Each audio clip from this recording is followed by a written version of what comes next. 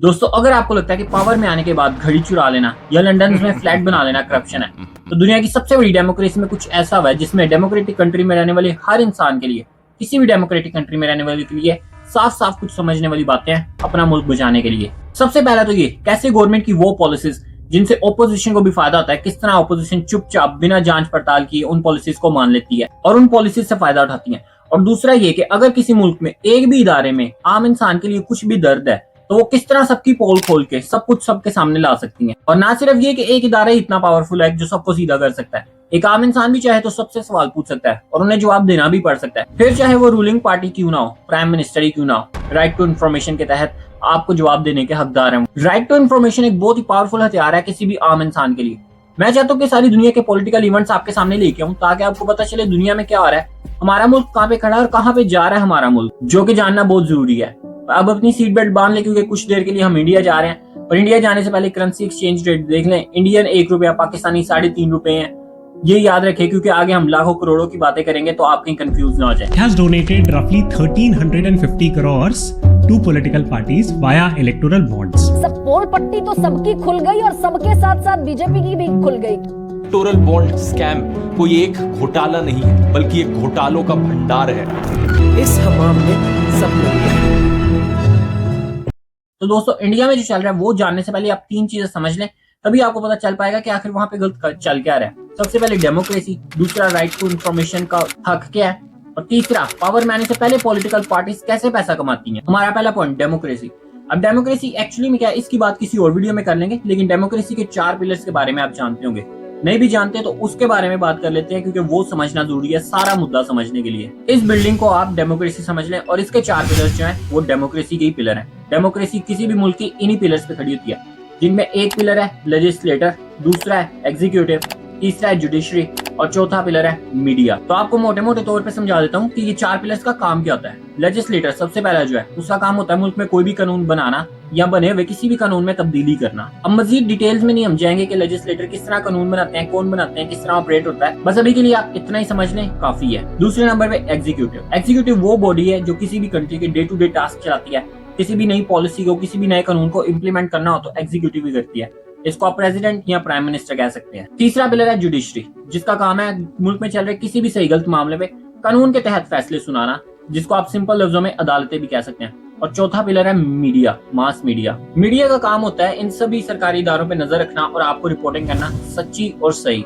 एक यहाँ पे बड़ा इंटरेस्टिंग फैक्ट है, वर्ल्ड मीडिया फ्रीडम इंडेक्स में पाकिस्तान का नंबर है 150 180 कंट्रीज में से, जो पिछले साल था 157, और इंडिया का नंबर है 161 आउट ऑफ 180, जो पिछले साल था 150। और जब से मोदी सरकार आई है हर साल इंडियन मीडिया अपनी अकाउंटेबिलिटी जो है लूज कर देती है। अब लास्ट पॉइंट जो मैंने स्टार्ट में आपको बताया था कि पॉलिटिकल पार्टीज पावर में आने से पहले कैसे पैसा कमाती हैं।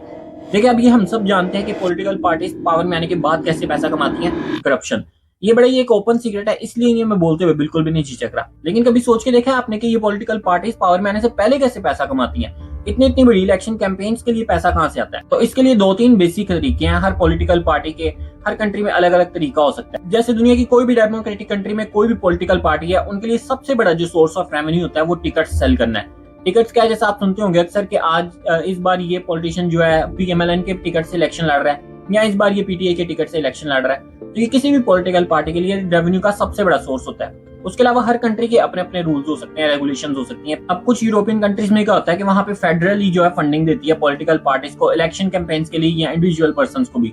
और तीसरा जो सबसे मेजर कंपोनेंट है पॉलिटिकल पार्टीज के लिए रेवेन्यू कमाने का, वो है फंडिंग, चंदा। वहां से फिर हजारों लाखों करोड़ आते हैं जो पॉलिटिशियंस फिर इलेक्शन कैंपेन्स में खर्च करते हैं, जिससे इलेक्शंस पे एक अच्छा खासा इंपैक्ट पड़ता है। अब इसके लिए भी हर कंट्री में अलग अलग रेगुलेशंस हो सकती हैं कि पार्टी को किस तरह फंडिंग मिलेगी, किस तरह नहीं मिलेगी। अब आपको डेमोक्रेसी की बेसिक पता चल गई, राइट टू इन्फॉर्मेशन की बेसिक्स पता चल गई, और ये भी पता चल गया, ये भी आइडिया हो गया कि पॉलिटिकल पार्टीज पावर में आने से पहले कैसे पैसा कमाती हैं। तो अब चलते हैं इंडिया के मुद्दे की तरफ। अब आपको सारी समझ लग जाएगी कि इंडिया में क्या चल रहा है। तो मोदी सरकार लॉन्च करती है electoral bonds. Electoral bonds parties को फंडिंग करने के लिए, फंडिंग इस तरह करने के लिए कि जो भी इलेक्टोरल बॉन्ड से पार्टी को फंडिंग करेगा उसकी आईडी अनोनिमस रहेगी, पर सिर्फ जनता के लिए, जब तक कि सुप्रीम कोर्ट ऑफ इंडिया ने रंगे हाथों नहीं पकड़ लिया। तो अब ये इलेक्टोरल बॉन्ड्स क्या है और ये आईडी अनोनिमस रखने का क्या माजरा है, ये सारा समझते हैं। तो ये किस्सा स्टार्ट होता है 2017 में, जब मोदी सरकार करती है electoral bond launch. Electoral bonds क्या है, अपने किसी भी पार्टी को फंड करना है तो आप कैश में या डायरेक्ट नहीं कर सकते। पहले आपको स्टेट बैंक ऑफ इंडिया से खरीदने पड़ेंगे इलेक्टोरल बॉन्ड्स, वो आप 1000 में, 10,000 में, लाख में या 1 करोड़ की डिवीजन में खरीद सकते हैं। वो इलेक्टोरल बॉन्ड्स आप स्टेट बैंक ऑफ इंडिया से खरीद के अपनी पॉलिटिकल पार्टी को देंगे जिसको आप डोनेट करना चाहते हैं। वो पार्टीज क्या करेंगी, बॉन्ड इश्यू होने के 15 दिन के अंदर अंदर जाके स्टेट बैंक ऑफ इंडिया से चेंज करा लेंगी और जितनी भी वैल्यू का वो बॉन्ड होगा उतने कैश का एक्सेस मिल जाएगा उन पॉलिटिकल पार्टीज को। अब 2017 में ये इलेक्टोरल बॉन्ड्स की पॉलिसी इंट्रोड्यूस कराने के पीछे 2 रीजन थे। सबसे पहला तो ये कि बिजनेसमैन को इश्यू होता था कि हम जिस पार्टी को फंडिंग दे देते हैं, दूसरी पार्टी वाले आके हमें तंग करते हैं कि आपने पार्टी ए को तो पैसे दे दिए, आपने हमें पैसे नहीं दिए। तो इससे क्या था, डोनर की आइडेंटिटी जो है बिल्कुल अनोनिमस रहेगी। ये देख सकते हैं इस तरह का सिंपल सा पेपर है electoral bond, government issued paper. इस पे ना खरीदने वाले का नाम लिखा है ना बेचने वाले का नाम लिखा है, सिर्फ प्राइस लिखी है और डेट लिखी होती है जिस डेट को वो इश्यू है। तो इससे क्या था, बिजनेसमैन की ये शिकायत खत्म हो गई थी कि अब किसी पार्टी को पता नहीं चल रहा था कि कौन बिजनेसमैन किसको डोनेट करे। और दूसरा ये था कि SBI state bank of India को ये था कि जब भी कोई हमसे एक इलेक्टोरल बॉन्ड खरीदने आएगा वो अपनी आईडी लेकर आएगा, तो हम किसी की आईडी पे इलेक्टोरल बॉन्ड देंगे तो उन्हें पता होगा कि कौन बॉन्ड खरीद के जा रहा है। तो इससे क्या ब्लैक मनी पॉलिटिक्स से बाहर रहेगी। अब बाकी ये दोनों चीजें गलत साबित हो गई हैं। ये इलेक्टोरल बॉन्ड्स इतने भी सिंपल नहीं थे जितने ये नजर आते थे या जितने ये आसानी से बताए जा रहे थे। जिस टाइम ये इलेक्टोरल बॉन्ड्स लॉन्च होते हैं उसी टाइम पे एक बड़ी होनहार जर्नलिस्ट पूनम अग्रवाल हाथ धोकर इलेक्टोरल बॉन्ड्स के पीछे पड़ जाती हैं। वो देखती हैं कि इनके ऊपर और रिसर्च की जाए, आखिर ये चीज है क्या। वो जांच पड़ताल करने के लिए 2 बॉन्ड अपनी तरफ से खरीदती हैं 1000 वाले और उनको फोरेंसिक के लिए भेज देती हैं। उनकी रिसर्च से पता चलता है कि हर बॉन्ड के ऊपर एक सीक्रेट नंबर लिखा होता है जो सिर्फ यूवी लाइट में ही पता चलेगा। और वो जब इस चीज का खुलासा करती हैं उससे पहले मिनिस्ट्री ऑफ फाइनेंस ने बिल्कुल नहीं बताया था कि किसी भी बॉन्ड के ऊपर एक प्राइवेट नंबर, एक सीक्रेट नंबर लिखा हुआ है। पूनम का ये खुलासा करने के बाद उस टाइम के जो फाइनेंस मिनिस्टर होते हैं इंडिया के, वो कहते हैं ये सिर्फ सिक्योरिटी के लिए लिखा हुआ है, इससे फिर भी हम किसी को ट्रैक नहीं कर सकते कि कौन कितने बॉन्ड खरीदना है और किसको दे रहा है। लेकिन सीरियल नंबर से किसी भी चीज को ट्रैक करना कितना आसान होता है ये हम सब जानते हैं। अब इन बॉन्ड से क्या आना था, गवर्नमेंट को यानी बीजेपी को पता चल रहा था कि कौन कितने बॉन्ड खरीद रहा है और किसको कितने मिल रहे हैं। और पॉलिटिकल पार्टीज को तो पहले ही पता चल रहा था कि हमें कौन दे रहा है, पर उनको ये नहीं था पता चल रहा कि दूसरी पार्टीज को कौन कौन कितने कितने दे रहा है। ये सिर्फ एक ही चीज छुपी हुई थी यहाँ पे कि जनता से छुपा हुआ था, आम आवाम से छुपा हुआ था कि कौन किसको कितना दे रहा है, बीजेपी को कौन कितना दे रहा है और कांग्रेस को कौन कितना दे रहा है। अच्छा, सिर्फ इतनी सी बात, तो इतना मसला क्यों बना हुआ है। आप ये पहले इलेक्टोरल बॉन्ड्स का डाटा देख लें, उसके बाद सारा कुछ बताता हूँ। अप्रैल 2019 से जनवरी 2024 तक 12,700 करोड़ के बॉन्ड्स इश्यू हुए, जिसमें से सिर्फ 6,000 जो थे बीजेपी को मिले और बाकी 6,000 के बाकी पार्टीज को मिले।